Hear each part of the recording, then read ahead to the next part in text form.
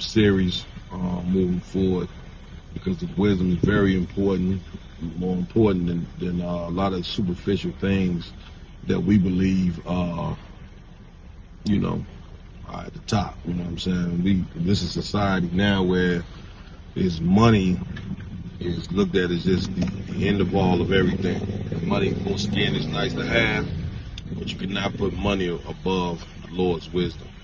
I just seen a very disturbing video from World Star Hip Hop where a brother, it says the description of the video is that this brother walked into his home and found his wife giving fellatio, or better known as head, you know what I'm saying, to another man.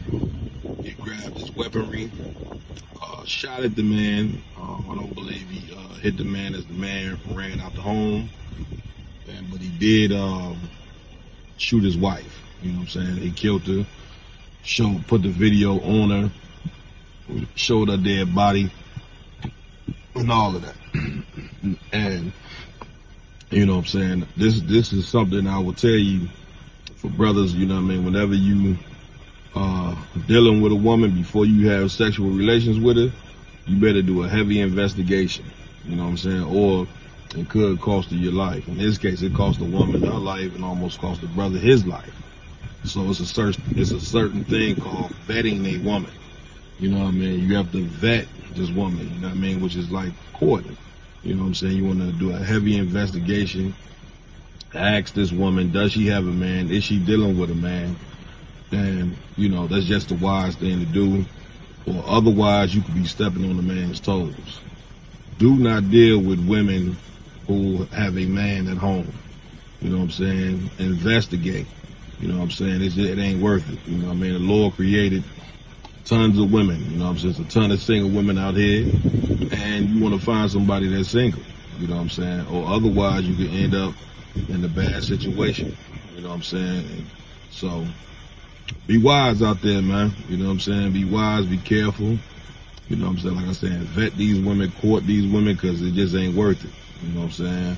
This sister, you know what I'm saying, was a whore, and she died of the whore's death. The brother who did the unaliving, you know, of course he didn't know how to control his emotions, but I mean, that's a hard situation to come home from work and your woman is giving fellatio to another man. You know what I mean? But in the case of the brother who did the unaliving, man, killing another man over your woman being a whore, that woman ain't worth it either. You know what I'm saying? Now, more than likely, that brother finna spend the rest of his life in prison for unaliving a woman, you know what I'm saying, from that woman being a whore. So be very wise in the woman that you choose, man. Be very wise. That's why courting a woman is important. Don't get with a woman just based off of, you know what I'm saying, your sexual desire. You know what I'm saying, which is, of course, in the Bible. I just like to read, you know what I mean, one scripture if I could. Proverbs chapter 4, verse 5. It says what? Get wisdom, get understanding, forget it not. Neither decline from the words of my mouth. You know what I mean? So why it's important, man. Get with men of understanding, man. You know what I'm saying? That help you navigate, you know what I mean, through life, especially life here in America. You know what I mean? So that's it. You know what I mean? My first segment of Words of Wisdom, I'll be doing more of these, more and more. You know what I mean? So stay tuned. Captain Mawquad of the Isupk and the Commander Jenny Hanna. Shalom.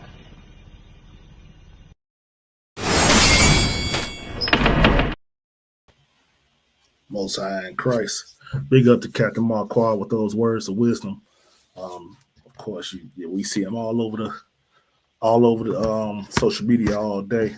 Heavy, words of wisdom by Captain Marquardt out of Chicago, Captain of 13,000. All right, we're gonna get this started. Shalom Yahweh Hashem, Yahweh Shabaraka Thumb to the brothers, Yahweh Shemal, Athaba Hashem, Yahweh Shah to the sisters. Today, the Isupk Southern Illinois Brotherhood class. This is December 9th, 2025. And we got a great class for you today. Our class today going to be, the title of today's class is We don't have brotherhood because we hate ourselves. And what we're gonna dive into with this, first and foremost, let me let you know who we are. We the Israelite School of Universal Practical Knowledge. Started out of 1 West 125th Street out of Harlem, New York, under command of Jerry Yohana. And of course, you know what I'm saying, if you're not in the ISUPK, you're not in the truth. Every day we waking up our brothers, sisters who are the 12 tribes of Israel, so-called blacks, Hispanics, and Native American Indians, waking them up to their true culture of who they are, something that's been stripped from us for hundreds of years through oppression and Esau, you know what I'm saying, who in colonization. So every day you got a class from whatever zone you in, Chicago, Baltimore, Washington, wherever you at. We do have classes everywhere. If you're in a city and you don't know what class or where your local ISUPK is, of course, you can always go on any messenger or just type in ISUPK in that city or that state or whatever. And 9 times out of 10, you're going to have an ISUPK somewhat close to you. So make sure y'all looking up a school near you. Make sure y'all hitting the like, the share, comment. You know what I'm saying? The only way we're going to get out of the foothold of our oppressor is to make sure that this message and the message that the ISUPK are giving goes out to all our people. And all of these things that we're learning, that everybody that's Black, Hispanic, and Native American Indian under that 12 tribe banner is learning as well.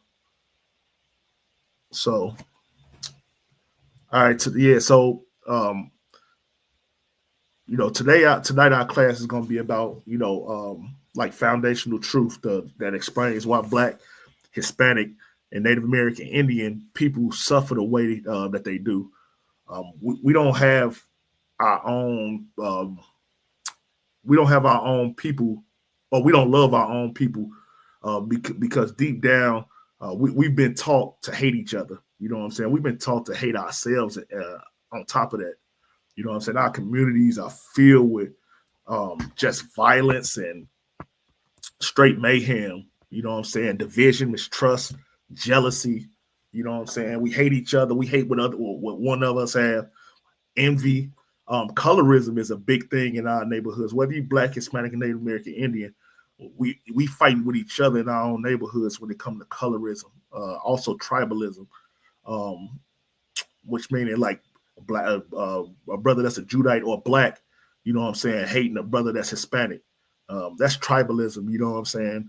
And just self-sabotage, putting ourselves in bad situations through the white man's philosophies or whatever the case may be. And the Bible explains why, and it also explains how to fix it. And that's what we're going to go over today. We're going to go over how to fix us hating ourselves and how to fix us hating each other.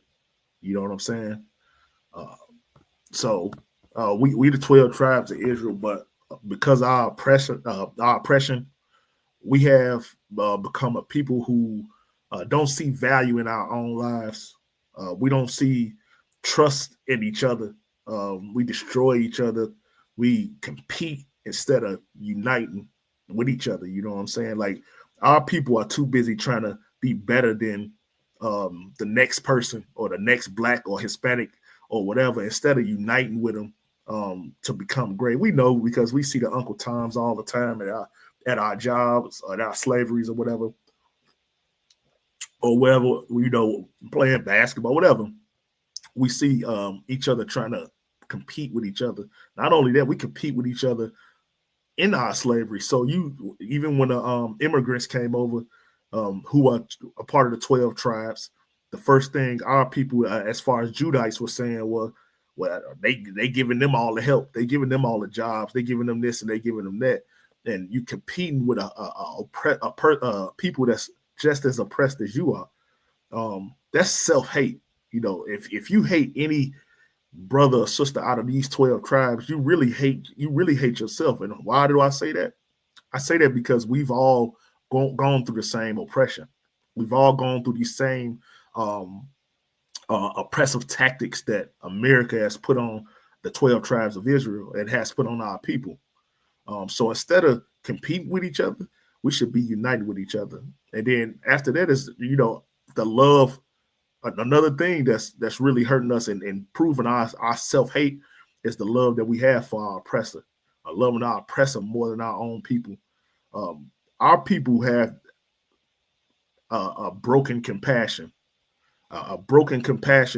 because their compassion hates their own people, or people who looks like them, who lives like them, and gives compassion to the person or the people who destroys them or destroys their cities or destroys their people.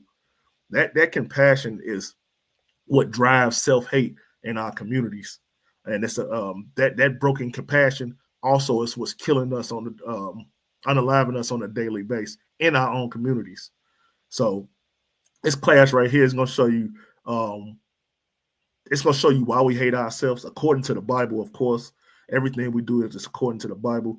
It's also going to show how oppression shaped our psychology or psychological like conditions. How colonization divided Blacks, Hispanics, and Native American Indians, and why we mistreat one another, and what the Bible say about restoring our brotherhood. So y'all make sure, if y'all didn't get those, it's 5 things we're going to be going over. One is why we hate ourselves according to the Bible, how oppression shapes our psychological condition, how colonization divided Blacks, Hispanics, and Native American Indians, why we mistreat one another, and 5 would be what the Bible says about restoring brotherhood. So you get a chance, write those down. That's what we're going to go over today. All right. Get this all set up.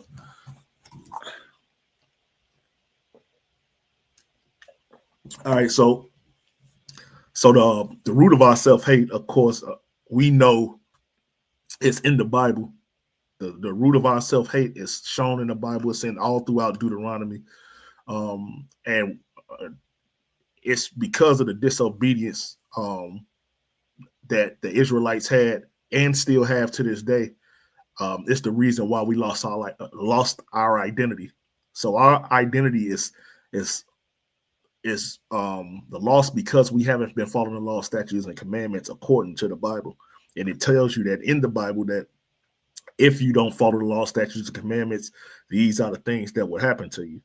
The first verse I'm going to go to is Deuteronomy 28 and 48. Deuteronomy 28 and 48 talks about if we don't follow these law, statutes, and commandments, how it would affect us in a captivity. And I'll just go ahead and read it. Deuteronomy 28 and 48. And this is in the King James version of the Bible. It's not in none of those other Bibles, NIV, all of those other ones. It's in the King James version. Make sure you get your King James version Bible so you can follow along correctly and you can get the correct interpretations. Deuteronomy 28 and 48 out of the KJV Bible says, Therefore shall thou serve thine enemies in hunger and in thirst and in nakedness and want of all things. So because we didn't follow these laws, statutes, and commandments, we have to go to our oppressor for every single thing that we want. Also, we had to go through slavery. We had to go through colonization. We had the reservations were built off the fact that we have to serve our enemy due to the disobedience of the Lord's laws. This is what Deuteronomy 28 and 48 is talking about. We will have to serve our enemies in hunger, thirst, and nakedness, meaning when we have to ask them for food, we have to go to them for thirst, we have to go to them for nakedness and want of all things. And you might not think that you're doing that now, but that's so prevalent even to today, mentally. You know what I'm saying? You think about even in nakedness or whatever, we have to get justification for the clothes that we wear now. Like even when you see a lot of our people wearing business suits, and as soon as they see us and not rocking our mitris and our garments and things like that, to them it looks foolish because they are so pushed into our oppressors' nation that they feel like those with the suits and things that they wear now, and all the shoes and all of these things that's fashionable in America, those things to them is more meaningful than these mitris and these garments and things that we wear. So the confusion that they even get just for not following the law, statutes, and commandments, now they're in a dark place mentally. Also, the Native American Indian brothers and sisters, they lost basically their whole identity. You don't even know what a reservations is at this moment. So, so when you take a man's identity, you take his self-worth. You know what I'm saying? When you take a man's self-worth, he can't love himself. He can't love his own people. You can't love your people when a man's identity and self-worth is taken from him, or a woman or a sister, as brothers and sisters don't have an identity anymore. How could you love yourself if you don't even know who yourself is? You don't know who your people are. You know what I'm saying? Hating our brothers is a sign of darkness. You know what I'm saying? Is it what I mean by darkness, and what the Bible talks about it as far as darkness is like a blindness. It's a sign of our blindness to each other. We hate each other because we don't know we the Lord's chosen people. We don't know that brothers and sisters that's Black, Hispanic, and Native American Indian, or a part of those 12 tribes, are the Lord's chosen people. Because if we did know that, and if we did follow it correctly and really understood it, we wouldn't have to worry about hating each other. We wouldn't have to worry about hating the Hispanic brother because he in a town next to me that's just as poor and impoverished as mine is. We wouldn't have to worry about those things. And how do I know that? Because I grew up in a town where a block over is our Hispanic brothers, and those brothers hate us, and we hated them at that time because we didn't understand them and they didn't understand us, but we were both going through the same thing. It's the same problems, and we had darkness in our mind, not knowing that us uniting together would have fixed the issue. But instead, we chose to go against each other and have compassion for the white man instead. So I'm gonna go to another verse, and this is on when I just got through talking about when it comes to darkness and how we see each other. So like in 1 John 2:11. All right. 1 John 2:11. I'll give you a second to get there. Like self-hatred is a part of like the self-hatred is the blindness. You know what I'm saying? Spiritual blindness caused by your oppressor. You know what I'm saying? Like self-hatred is this thing that the oppressor instilled in you, and they have, because they are who we became. The white man hate himself. How do we know that? The white man go home and destroy his whole family. The white man goes home and will unalive everybody in the house, including the dog, and then himself. That shows you the amount of self-hate that they have for themselves. Now, us being a part of America and us going into following our oppressor, that now we take on that same spirit. But I'm gonna go 1 John 2:11. It says, "But he that hateth his brother is in darkness, and knoweth not whither he goeth, because that darkness hath blinded his eyes." So this is telling you that if you hate your brother, and you hate your sisters hating sisters, brothers hating brothers. Anytime we say brothers, we mean brothers and sisters. It's the same thing. It say, but he that hated his brothers is in darkness. That means you're blind. You blinded, and no other don't even know whether you going, whether you're not whether he goeth, because the darkness had blinded his eyes. He don't even know what he's doing. Don't even know the fact that that brother that he hate is a brother that that helped build the kingdom. That's why you see in Isupk, we try to take every single brother that we could and raise them up to be substantial men in this truth. Why? Because they're another piece of that puzzle to building the Lord's kingdom, to building the Most High's kingdom. You know what I'm saying? If you hate your brother, guess what you're doing? You basically destroying the Lord's, or you making it a slower track to building the Lord's kingdom. You should be taking on every single brother, whether they got issues, whether they, regardless of their status, or just because they got money, just because they don't got money, that's because they got some demons they fighting, they drink too much, they smoke this, they do that. You should be taking those brothers and putting them under your arm, under your wing, and fixing them, changing our people so we can build up this kingdom of the Most High. It's like for hundreds of years, we've been told we're not even human by the oppressor. We have no value to our oppressor. That's what they told us. We're not intelligent. Definitely not a nation. How do we know we're not a nation? The brothers went into the Vietnam Wars, and they came back, and they didn't even acknowledge the army or the American outfits that they were wearing. They were hanging brothers in their military outfits. You're not a part of this nation. You know what I'm saying? So, like, that just creates oppression to our people that they just don't know how to cope with, or whatever the case may be. Oppression make us hate ourselves, and we know this. I'm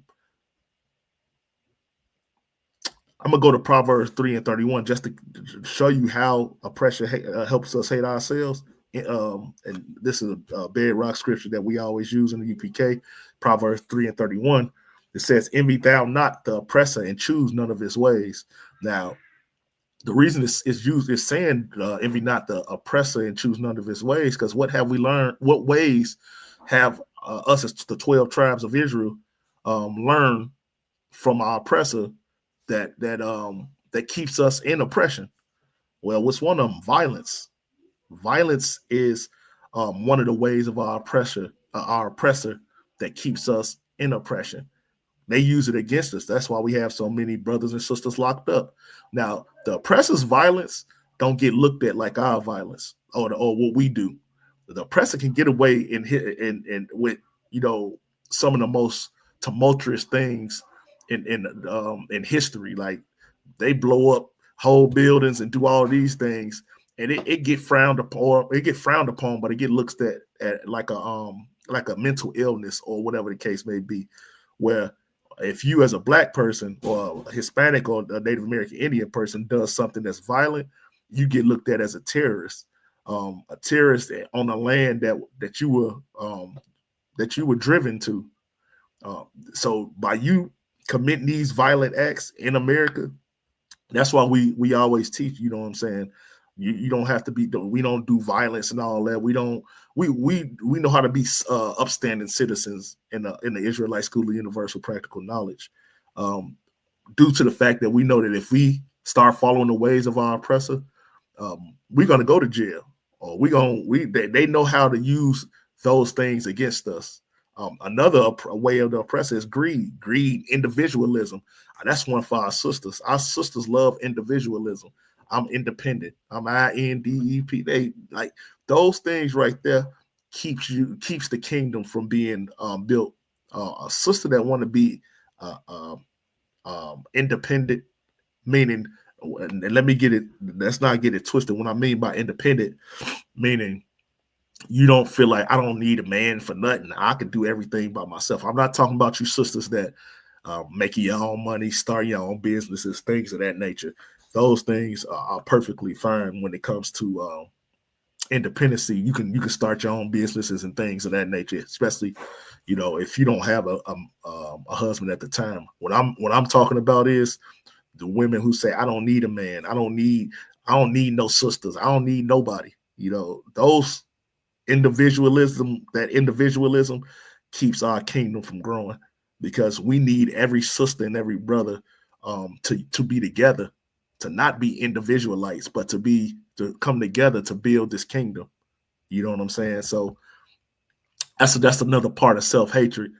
Any sister that think that shit, I'm just like, I could do it all by myself. She really just hate herself. She really do. I mean, you may not admit it, but you really just hate yourself.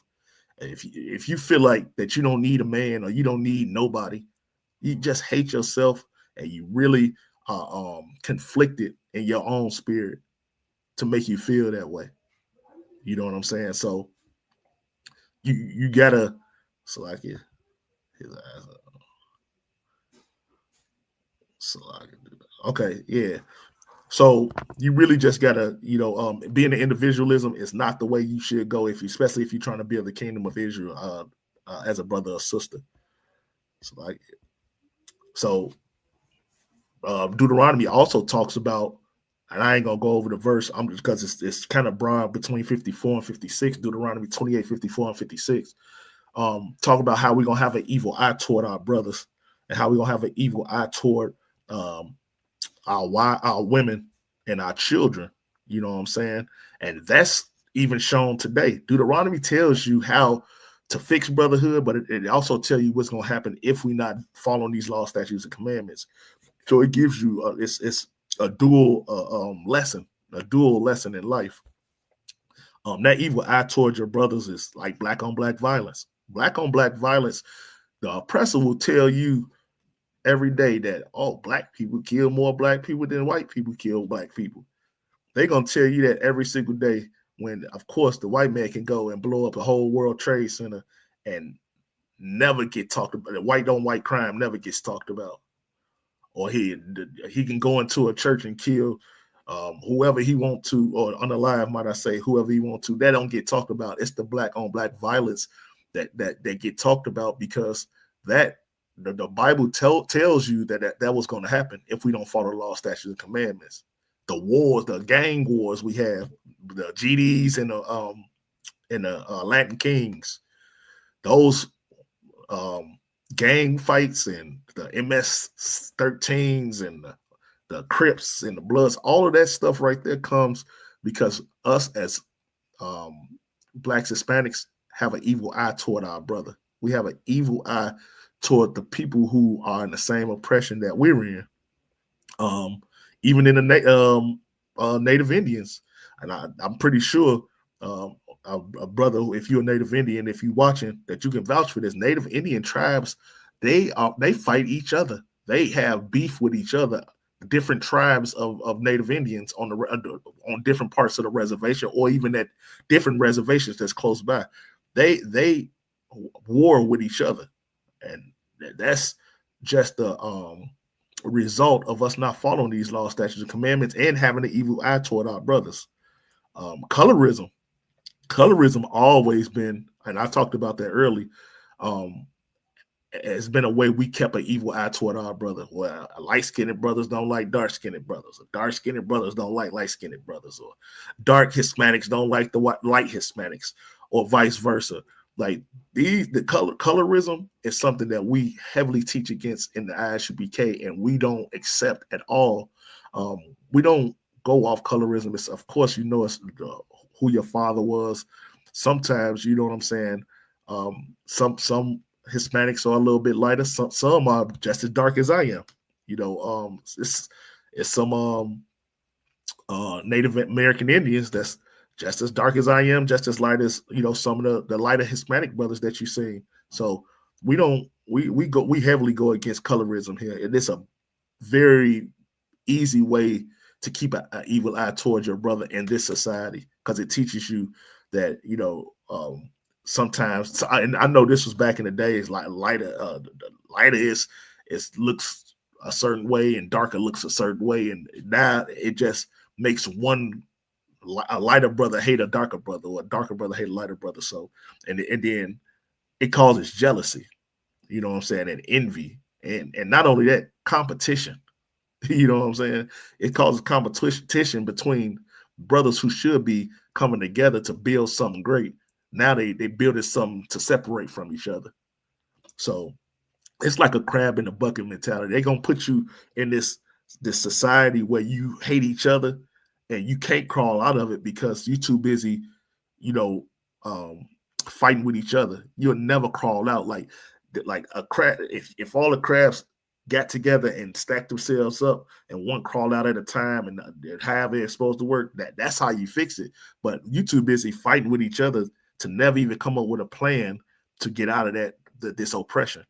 And we are never going to get out of the oppression unless we realize that, first off, Hispanic brothers and Judites, who are the black brothers, and Native American Indian brothers, we are all one people. And until we understand that, until we stop the hatred and the colorism and the jealousy, the competition with each other, we're not going to get out of this oppression. And, you know, the Lord says it in Zephaniah 2:1, he said, gather yourselves together, O nation not desired. Now, if you're one of those nations that's not desired, which we know who they are, it's the Hispanics who's over there, and children who's over there in gate dog kennels right now. It's the Native American Indians who are stuck on the reservation, and it's the Judites, or the black people, who are just totally destroyed and still mentally enslaved in America. You are the nation not desired, and in order to get out of this oppression, mental oppression, and for some of us, physical oppression, we have to come together and gather ourselves together. Hatred was taught through our violent conditions. You know, slavery taught us how to hate each other. It taught us how to distrust another black man or distrust another Native American Indian man. Slavery taught us these things. Colonization taught Hispanics how to abandon their native identity. That's what colonization taught. It taught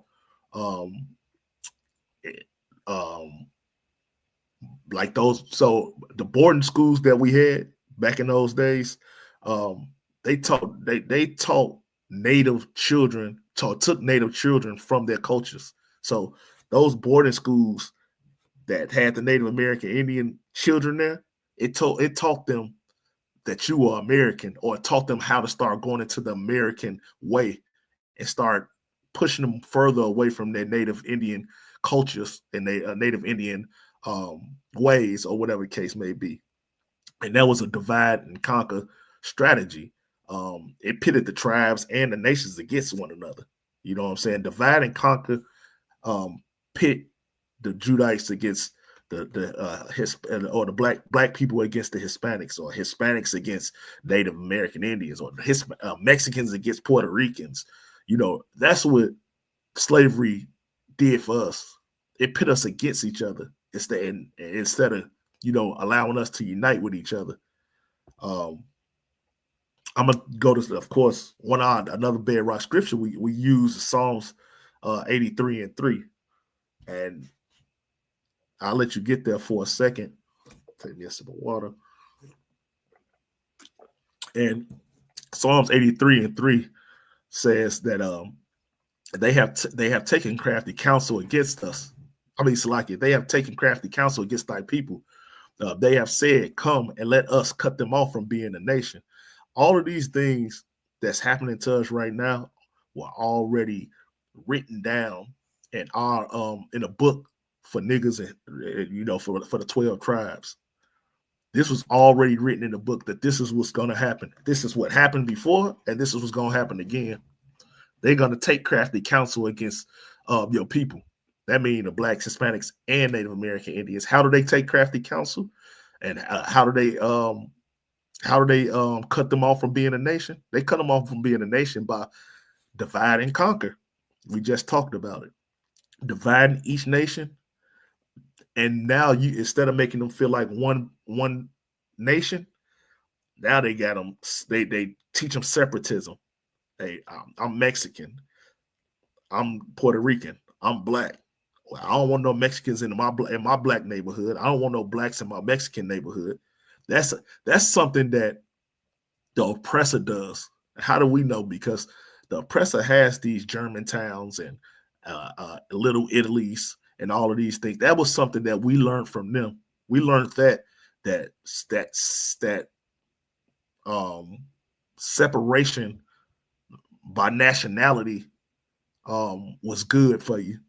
When the Lord tells you we have to come together for us to be a better kingdom. Let the oppressor separate with the Italians and the Greeks and the Germans and all. They still all white.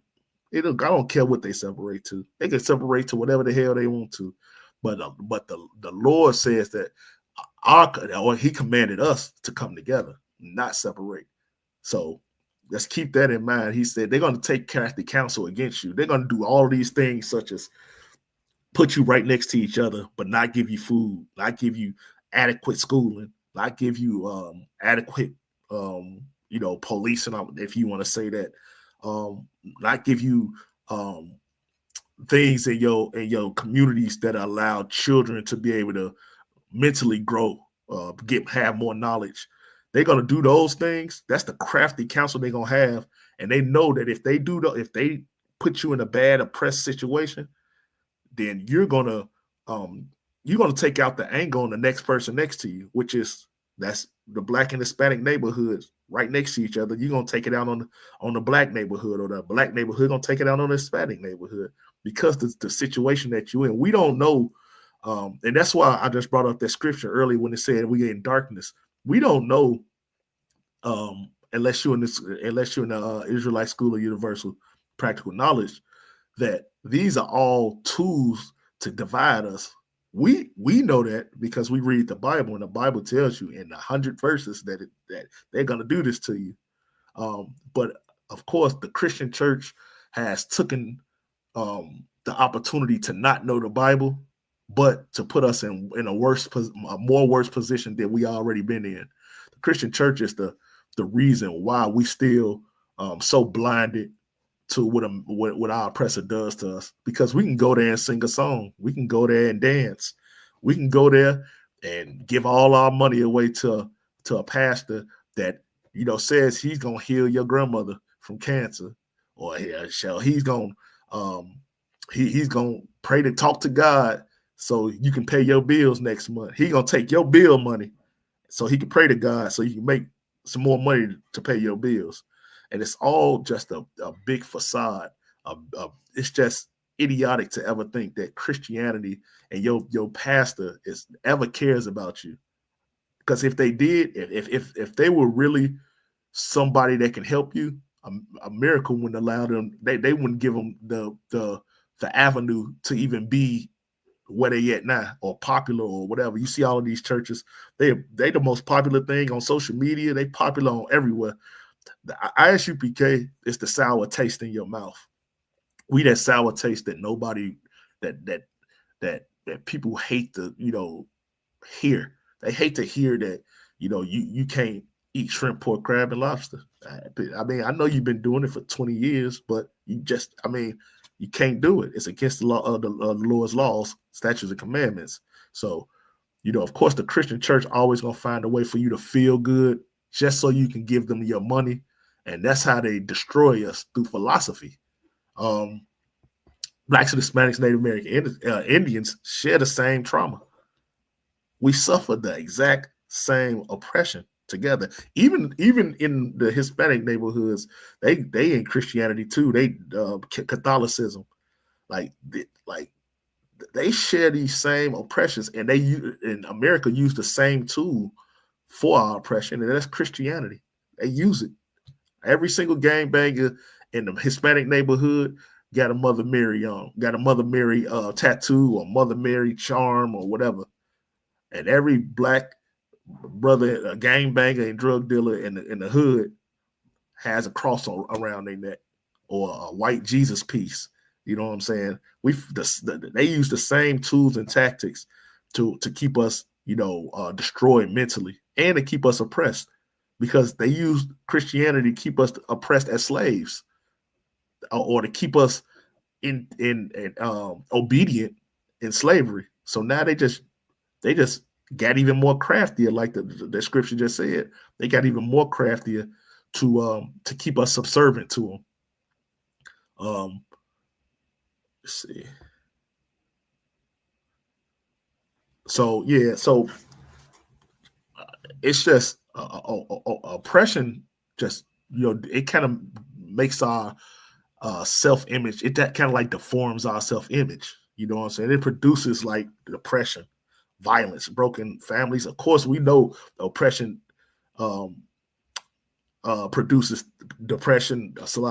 Oppression produces depression and violence, broken families, addiction, which half our families have, whether it be a sexual deviancy, a drug or alcoholic addiction, hopelessness.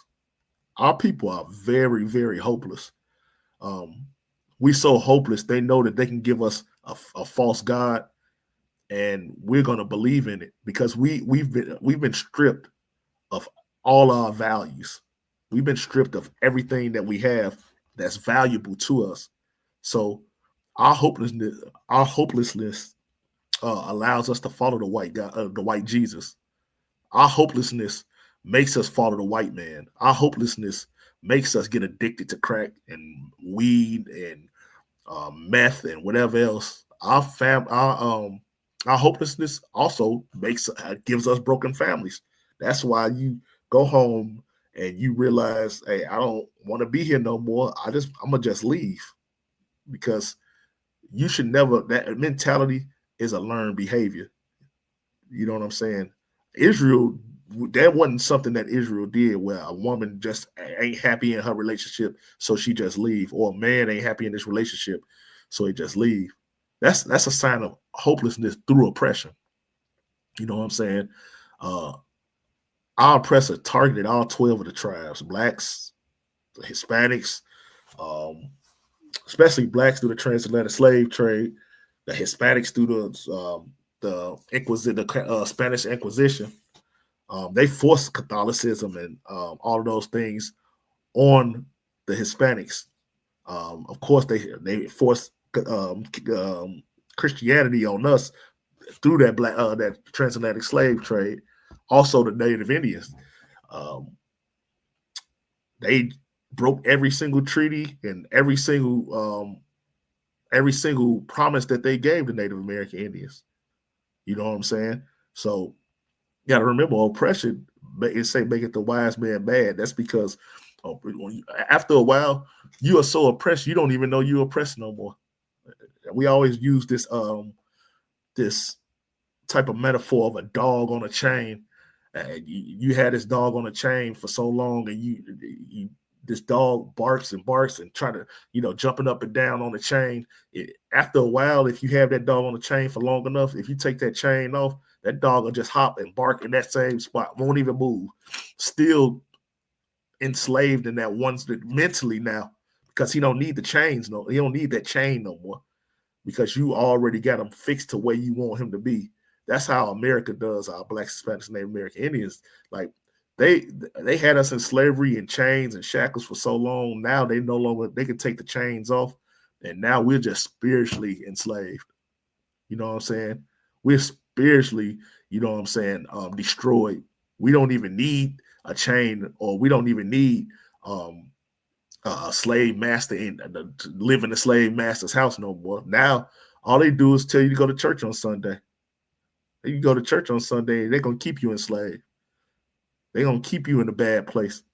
Go talk to Reverend Pork Chop, and he gonna keep you enslaved, your own people, because that America has used a crafty tool, which is Christianity, to keep us like this. I'm gonna go to Salakia.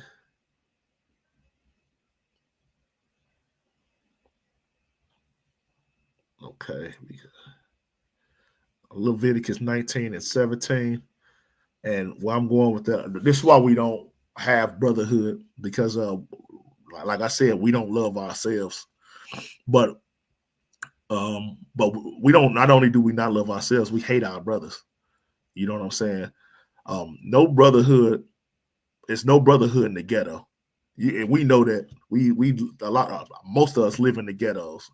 Most of us live in the barrios, and most of us live in the reservations. And we understand it's absolutely no brotherhood in those places. It's more competition. You so used to having enemies in your own ghetto, barrio, or reservation that you wouldn't even know what brotherhood was if somebody just came up with a book and showed you exactly this is what brotherhood is. And that's so crazy, because that's the reason why the ISUPK is so prevalent in getting brothers and sisters off the street. We actually know what brotherhood is, and not only do we know, and not only could we show you it in the Bible, but we also show brotherhood through the acts that we do. That means every day, if a brother need anything, a brother going through any issues, need counsel, going through things in his marriage, going through things with his kids, anything, we don't just, give me $20 and I'll pray to the God that he help heal your family. We don't do that. We go into action as in the Isupk. We go into action when it's a brother that need our help, or if it's a family that need clothes or food or anything like that. We go into action. That's the difference between the Isupk and your regular church, who want to give you away free turkeys on Thanksgiving, and they feel like they did a great thing. That's like Christianity is like psychological warfare. You know what I'm saying? It's Christianity is an enemy to the Most High. Today's Christianity is an enemy to the Most High. It's psychological warfare to the people of the 12 tribes, and it's keeping them in America. The Bible says to come out of her, my people. It's telling you to come out of America, not go further into America. And the reason it's telling you to come out of America is because apparently America has kept you destroyed for a very, very long time. This psychological warfare that America has drastically put on the 12 tribes of Israel has worked for over 400 years. It's worked. And our people have no way to get themselves out of this destruction unless they come into the Isupk. Because the Isupk has the tools to get you out of this psychological and spiritual warfare that you're in. One of our biggest tools, like I said, America's tool is Christianity. Our biggest tool is brotherhood. We know that brotherhood can get us out of the state that we in. We know that if nobody unalives each other in the ghettos, nobody unalives each other in the barrios and in the reservations, we know that we can build this kingdom, and we can build it the correct way according to the Bible. And we wouldn't have broken families no more. We wouldn't have envy and jealousy in our neighborhoods anymore. We wouldn't have obstacles that threaten our lives and our children's lives anymore, because we have the psychological warfare that America put on us will no longer be a part of us. We'll be following the law, statutes, and commandments, and that's the way we fix ourselves. Christ taught brotherhood throughout the whole New Testament, of course. Throughout the New, he said, "A new commandment I give unto you, that ye love one another." Like that in itself was the commandment that fixes Blacks, Hispanics, and Native American Indians. John 13, he says, a new covenant I give unto you, that ye love one another. This how you fix us. This how you fix Black, Hispanic, Native American Indians. This how you, if Blacks, and first off, we got to understand that we all one people. So that's the first part. The first part is understanding that Blacks, Hispanics, Native American Indians, we all one people. Now, John 13, the new covenant I give unto you, that ye love one another. Now we got to understand that we have to all love one another. This is a commandment by Christ, right? Now, we already know what happened when we didn't follow the commandments already in Deuteronomy. This is just even showing even more that that scripture of us not following those commandments while we in the situations that we in now, while we have so much hatred toward one another, brothers toward brothers, sisters toward sisters, brothers toward sisters, and sisters toward brothers. You know what I'm saying? Because we're not following this new commandment that Christ gave us, that ye love one another. But after centuries of trauma, our people, they distrust unity. Why do they distrust unity? They distrust unity because of people like Martin Luther King, Jesse Jackson, Al Sharpton. They distrust, they have a distrust in unity because the men who were supposed to be in charge, the black men and the Hispanic and the Native Indian men who were supposed to be in charge, they didn't fix our people. They didn't fix our people doing civil rights. They didn't fix our people doing all of these riots and all of what's the name of it that Salakia, I can't get it to the Rosewood, and all of those things. When we had our own stuff, we had our own villages and cities, and had our own doctors and hotels and things like that. Even during that time, we still couldn't fix the leaders of those times. Still couldn't fix our people. So now our people have a distrust in unity because they don't feel like it can ever happen. It can't happen. Tulsa, Oklahoma is what I was thinking. Tulsa, Oklahoma, that was a time where we had unity and we had our people, but of course our oppressor, knowing that we had all of those things, he knew how to destroy it. He knew how to destroy the trust that we have for one another, and that's by destroying the unity, destroying the town, destroying the way we keep ourselves together. Now we come into 2025 and we have a total distrust in having unity. Now our distrust in unity is so bad that we just said, well, the hell with it. We just gonna go with the white. We just gonna follow the white man. We don't even. I mean, it's horrible out here. We value outsiders more than we value ourselves, than our own people. We value Donald Trump. You got blacks and Hispanics vote for a president. Oppressor at alarming rates, and because we value them more than we value our own people. You know what I'm saying? Envy and jealousy and the lack of leadership has destroyed brotherhood in our black and Hispanic and Native American Indian neighborhoods, and it's destroyed our people in general. The Bible says. Let me see. Do I got it on here? James 3:16 says, "For where envying and strife is, there is confusion and every evil work."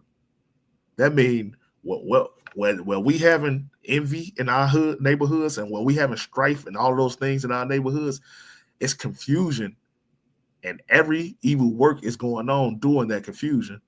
You know, when we envy each other, it just, our neighborhoods turn it. Just think about some of the neighborhoods that's close to you that's truly, truly like violent and just like one of those very chaotic type neighborhoods. A lot of murders and confusion and chaos and everything like that. Just think about it. It's a bunch of brothers and sisters who just hate each other. They just envy each other because of what this side make more money than that side, or this side got something that the other side don't have. Like, it's just total confusion. You know what I'm saying? And every evil work goes on during that confusion. Selling drugs, sleeping with another man's wife. All of these things that the Bible tells us not to do is where all this chaos and confusion and murder, you know what I'm saying, is happening. And that's in the black and brown neighborhoods, of course. Hatred comes from that lack of knowledge, though. The Bible is the knowledge that we need to get out of that hatred and that confusion. And unless we get out of that confusion, we're going to continue to hate each other, and we're going to continue to destroy each other. I'm going to give you another verse, Hosea 4:6. Hosea 4:6, it says, "My people are destroyed for the lack of knowledge." So if we don't have the knowledge of these scriptures, which mean the law, statutes, and commandments, and the way we have to be toward each other, the brotherhood and the sisterhood we need toward each other, if we don't have that, the knowledge of it through the Bible and through men who can teach you the Bible, not the Christian pastor, because he gonna teach you how to give up your money. We talking about men like in the Isupk, Commanding General Yohana, and all the men under him that knows how to give you that knowledge, and knows not only how to give it to you and teach it to you, but also knows how to walk the walk. You know what I'm saying? The Bible say you do it. It's supposed to be done in word and in deed. So that means in the deeds that you do, you not only do you teach brotherhood, but you also show it in your actions as well. We don't know who we are, so we destroy it. You know what I'm saying? We don't like. I'm just gonna give you some of our community, like our issues, right? Our issues, we got gang violence, colorism, all of that, fatherlessness. I think I did a class a couple weeks ago on fatherlessness, and how that's a part of brotherhood. How you not being as a father to, especially like a father to a son, or whatever the case may be, how you are actually destroying that child, and it's unbrotherly to do so. I brought this up. This was a couple of shows. I mean, it's like a couple classes ago. So that's one thing. Like the music that glorifies like murders and all that stuff. Y'all had we had King Vons and all of that stuff. That type of stuff are examples of self-hatred. You know what I'm saying? When you make music about killing your brother, you glorifying murder. You glorifying, how much you hate your brother. When you do or you make a song about, how many hoes you didn't slept with, you slept with somebody's woman and all of these things. Like, that's glorifying the hate that you have for your brother. And with that, since we've been destroyed so much by the Christian church, another thing is the distrust for our leadership. Our leaders have never been able to successfully get us out of this oppression that we in. Meaning they haven't been able to. They're gonna take you to a building so you can sing a song and cry and flop all on the ground so you can feel good for a moment. You can feel good for a certain time, and then after you done feeling good for that certain time, you go right back into this society that hates you. It's not a true fix. What it is a good feeling for a day or a couple hours, and then after that you go right back into your oppression. That's our leaders. That's the Christian pastors that we have that's supposed to be leading us out of captivity, but in doing they leading us further into the captivity. You know what I'm saying? We don't recognize ourselves as God's chosen people. And that's a huge thing. We don't recognize that, the reason why the oppressor can do the same things we do, and they don't get the beat down that we get. Like the oppressor, like I watch this all the time. I watch a lot of grilling shows, or whatever. And the oppressor eat more pork. They go eat whole pigs and everything, and still enough, we are higher in high blood pressure, higher in all of these things because we're doing the same things they're doing, but the Lord is punishing us for doing it. The Lord don't care about what the oppressor eat. The Lord don't care about what the oppressor does. The Lord cares about you following the law, statutes, and commandments. The Lord cares about you not eating pork. The Lord cares about you not doing devious and sexual deviant things, or being homosexual. That's what the Lord cares about you. And how do we know? Because you the one that get punished when it happens. White man don't get punished. White man, he good to go. You know what I'm saying? I'm gonna go to Zechariah 11:15. Again, this in the KJV Bible, and this is, you know what? Matter of fact, let me go here because I'm gonna wrap it up in just a few minutes. So, like, I'm a little bit under the weather, so I'm trying to push through this. So I brought it up earlier how oppression makes us hate each other more than the oppressor. So we hate each other more than our oppressor hate us. We try so hard to impress and love our enemies than we do our own people. And that's just true. How do we know? Basketball. Look at the NBA team, the NBA. Like, look at Kanye West and Kyrie Irving. Like, Kyrie Irving and Kanye West can say that we Israelites and We the people of the Bible, all they want. But when that money get taken, then guess what? It's back to loving master again. It's back to loving your oppressor all over again. We try hard to we go out our ways to impress. Even look at the Uncle Toms that when you go to your job, go to your slavery, and who that Jake that's sitting up there always in the white man's face, whoever your slave master is or whoever your boss is. It's always that one Jake that's always in his face trying to be his best friend and then inviting him to the bar and inviting him here, inviting him there. That Jake right there, he loves his enemy more than he loves his own people. He loves his enemy more than he loves blacks or Hispanics or Native American Indians. And that's self-hatred. That's self-hatred that's fulfilled in the curses. That's a self-hatred that Deuteronomy 28 talks about. It said that if we don't follow those laws, statutes, and commandments, these curses shall be upon thee. You know what I'm saying? How do we regain the brotherhood is the question, right? So I've got to skip down so how do we gain this brotherhood? Brotherhood begins with first and foremost, getting your identity back. You have to get your identity back first and foremost. Because why do you need your identity back? If you want to ask that question, you need your identity back because you don't know who you need to be a brother to. If you don't have your identity, how do you know who to have brotherhood with? Who to be brotherly unto if you don't know who your brother is? So you have to get your identity back first and foremost.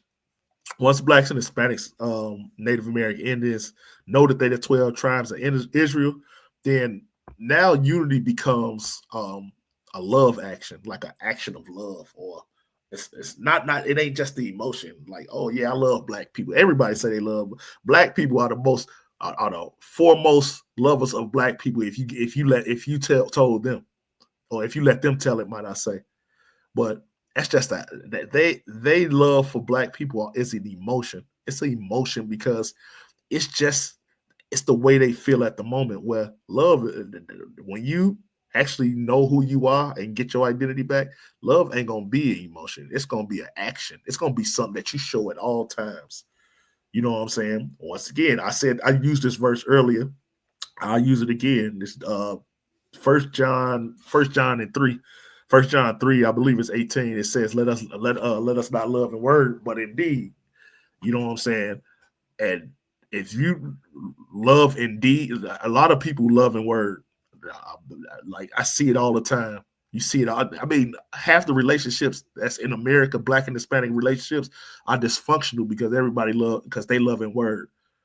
The reason why you got so much co-parenting is because two people that slept with each other, they loved in word. But they didn't love in deed, because if they loved in deed in the truth, then they would have never left. They would have never, broke that family apart. You know what I'm saying? Because brotherhood means loyalty. It means discipline and sacrifice and unity. It means to have a shared purpose. My purpose is to raise up blacks, Hispanics, and Native American Indians.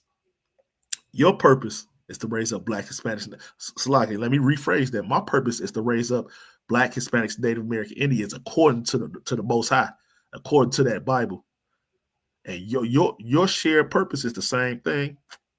Now, how do we do it? We do it through discipline, sacrifice, us coming together in unity. That's how we build brotherhood.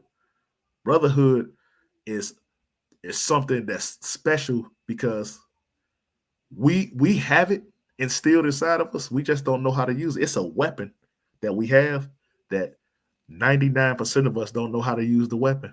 You know how the white man go and have a grenade launcher, and he'll show you how to break it down, put it back together, and use it all over again. The white man can show you how to use a Gatling gun, break it down, put it all up.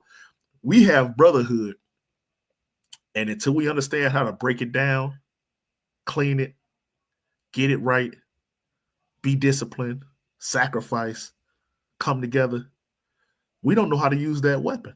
And that weapon won't be dangerous until we able to use it, until we able to do all of those things. You know what I'm saying? Christ commanded that we restore our brotherhood. You know what I'm saying? He demanded that. Brotherhood is a commandment, not a suggestion. It's not something that Christ said, hey, I suggest y'all come together. I suggest y'all become brothers. I suggest you don't treat your sister a certain way.